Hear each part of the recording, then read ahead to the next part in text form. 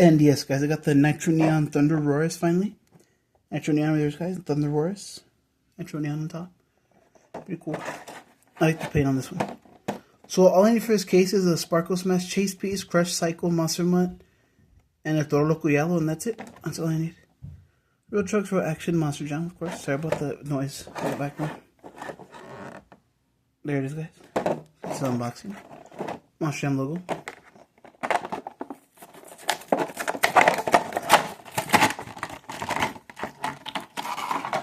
Ooh, okay. Let me put the flashlight on it.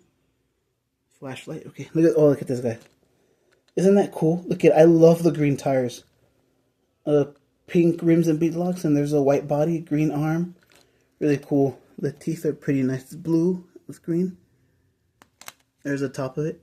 Really cool, guys. Purple windshield. Purple roll cage, white chassis, green tires, BKT, no printing on there. No taillight, just the no taillight printing, but that, well, just kind of like a little green printing a little bit. Pretty cool. I love this one, guys. So that's all I got today. Like, subscribe, comment, share if you can, guys. More unboxings coming soon. Peace out. Hope you all enjoyed.